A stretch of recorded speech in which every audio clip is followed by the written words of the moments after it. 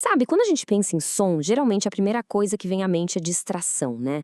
Aquilo que nos impede de dormir ou de focar em alguma coisa. Mas e se um tipo bem específico de som pudesse, na verdade, fazer exatamente o oposto? Pois é, exatamente essa a pergunta que vamos explorar hoje. A gente vai ver como um som que parece tão simples, o tal do ruído branco, está se tornando uma ferramenta super poderosa nos ambientes mais estressantes que se pode imaginar. Bom, para começar, vamos entender qual é o problema.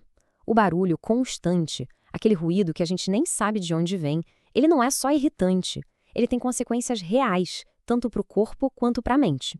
Pensa só num hospital. Aquele som constante de monitores, de alarmes. Isso cria um ciclo vicioso de estresse e de noites mal dormidas. E os dados de pacientes com queimaduras, por exemplo, são chocantes.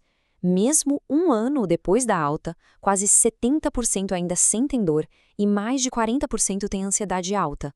É uma batalha que continua muito depois que a ferida física cicatriza. E é bem no meio desse problema que surge uma solução, digamos, surpreendente. Vamos entender direitinho o que é esse tal de ruído branco. Olha, a definição científica é até que bem simples. O ruído branco não é um som específico, tipo chuva ou onda do mar, não. Na verdade, ele é a combinação de todas as frequências sonoras que o ouvido humano consegue captar, todas juntas, num fluxo contínuo e com a mesma intensidade. A melhor forma de entender é fazendo uma analogia com a luz. Sabe a luz branca? Se a gente passa ela por um prisma, ela se divide em todas as cores do arco-íris. O ruído branco é a mesma coisa, só que para o som. Ele contém todas as frequências sonoras possíveis, do som mais grave ao mais agudo. E aqui está o pulo do gato. O ruído branco não cancela os outros sons. O que ele faz é criar uma espécie de pano de fundo sonoro. Com isso, o nosso cérebro passa a ignorar barulhos repentinos, como o latido de um cachorro ou o alarme de um monitor. É como estar numa festa cheia, sabe? O barulho é tanto que a gente para de prestar atenção nas conversas individuais. Tá, mas isso funciona mesmo na prática? Bom, agora vamos para as evidências científicas para ver como essa história se desenrola no mundo real. As pesquisas começam, olha só, com os mais pequenininhos. Vários estudos mostram de forma bem consistente que o ruído branco é uma ferramenta barata e que não é invasiva e que melhora tudo, desde a qualidade do sono do bebê até a redução da ansiedade da mãe.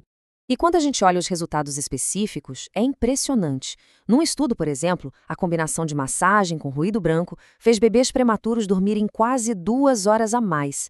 Em outro, ajudou mães de primeira viagem a diminuir a ansiedade, o que, claro, melhorou até o sucesso da amamentação. Isso não é pouca coisa, né? Isso tudo leva a gente para uma questão ainda maior. Será que essa ferramenta, que funciona tão bem para os menores e mais vulneráveis, também pode ajudar quem está enfrentando dores extremas? 70%. Esse número, 70%, vem de um estudo com pacientes queimados, um grupo que lida com um dos tipos de dor e ansiedade mais severos que existem na medicina. Uma redução de 70% na ansiedade ligada à dor em apenas 3 dias. É um resultado assim extraordinário para uma intervenção tão simples. Penso que isso não significa em termos de necessidade de medicação e na recuperação geral. Mas como quase tudo na ciência, a história não é tão simples. A gente precisa agora olhar para o outro lado da moeda. E aqui está o grande dilema. Embora os benefícios sejam muito claros, o uso errado do ruído branco pode trazer riscos sérios, especialmente para os cérebros e os sistemas auditivos dos bebês que ainda estão em pleno desenvolvimento. E olha, essa não é uma preocupação qualquer. As maiores autoridades médicas do mundo alertam que a exposição constante a ruídos altos, mesmo que seja um som considerado calmante, pode ter consequências para o resto da vida. Então, o ponto central aqui é o seguinte: o problema não é o ruído branco em si, mas como ele é usado. Sabe aquela história de que a diferença entre o remédio e o veneno é a dose? Pois é, no caso do som, a dose quer dizer volume e duração. Bom, isso nos leva à parte mais importante de todas. Como é que a gente aproveita os benefícios sem correr os riscos? Vamos ver como transformar isso em dicas práticas. A chave está nessas 3 regras bem simples. O som tem que ser baixo, distante e por pouco tempo. O objetivo é usar o ruído branco só para mascarar outros barulhos e ajudar na transição para o sono, e não para criar um ambiente de barulho constante a noite inteira.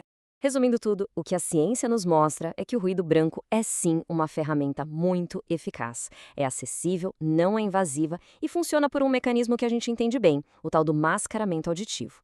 Mas, e esse mas é bem grande, a segurança tem que vir em primeiro lugar. E tudo isso nos deixa com uma última pergunta para pensar. A história do ruído branco mostra como algo que a gente costuma ignorar no dia a dia pode ter um potencial terapêutico incrível. Fica a dúvida: o que mais, que está bem aqui ao nosso redor, a gente ainda não percebeu?